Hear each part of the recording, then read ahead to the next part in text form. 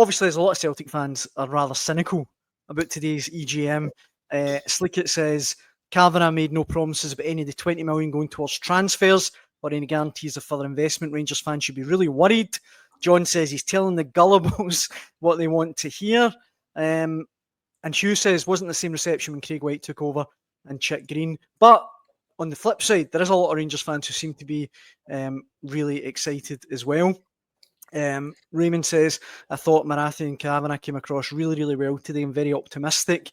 And Derek is over the moon, it sounds like. It's brilliant to be part of the 49ers, pulling on their wealth, resources, knowledge and legal acumen and having an EPL feeder club. And finally, Lillian says they've 20 million from the day to go shopping. Let's hope they make smart purchases and strengthen the team.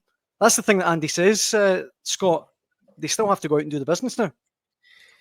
Aye, of course they do, but this is different, Daniel. This isn't Craig Whyte or Charles Green coming in. I mean, you're stupid if you think it's not a million miles for that.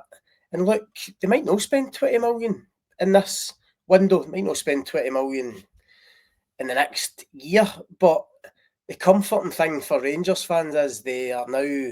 No, there is now money there. There is not that worry. No, we spoke just before we came on air about.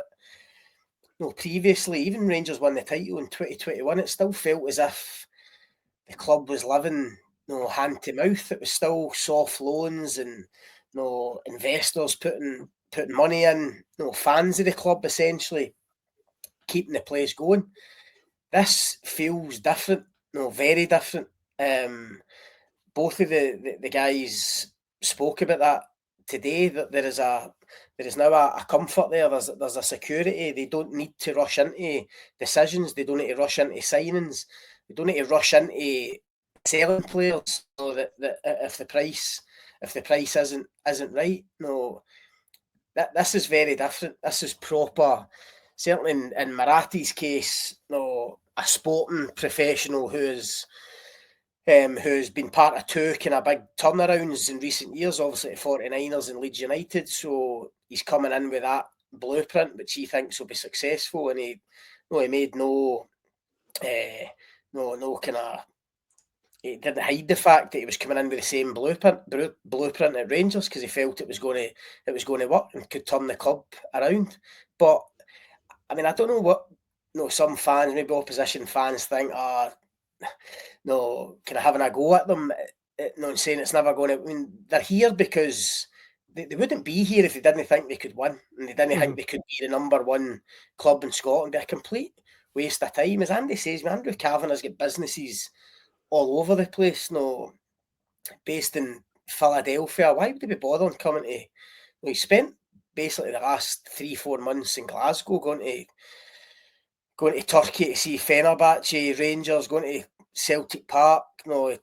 He said to me and Andy the day he'd seen Ibrox at its coldest when he turned up for a Dundee United game. He didn't even have a big jacket on. He couldn't believe how freezing it was in Glasgow. They were quick to tell him that's just the norm. For Scotland, that's just July. I was going to say, I get used to that. So he's I don't know. Listen, this isn't going to change overnight for Rangers. They're not just going to hit the ground running, immediately topple Celtic and go and win multiple titles. It's going to take a bit of time. But the key thing for Rangers fans is they are now in a far better position to go and do that, a far better position to go and challenge Celtic, improve the squad. I think the infrastructure in terms of appointments within the club, I think that will be ongoing. There's still a lot of work to do, but the two guys admitted that themselves today. That this is just the start. I mean, Andrew Kavanagh said he got that phone call in October, sitting in a cafe in Manhattan. He said it kind of changed his life, and it's been, what's that, 8 months in total to get the deal done. So it's been a long process, but he was quick to say this. Today is the start of it, basically. Today is the start of the journey for him and the Rangers fans. And I just don't think you can get away from the fact, irrespective of what other clubs think or the challenge that Rangers might put up. If you're a Rangers fan, I think this is a really exciting day in terms of what might lie ahead in the next few years. It's something I've been saying here for ever since Keith broke the story. of Andrew Kavanagh and the 49ers looking to take over the club. And it was actually mentioned again by one of the shareholders that was asking the question today. He says, at the very least, it just gives them, the Rangers support, hope, because without this, if this was the old regime, you get in here after another failed season, another failed title race, another season with the ended empty-handed and miles behind Celtic, then what would there be for the Rangers support to be looking forward to this summer?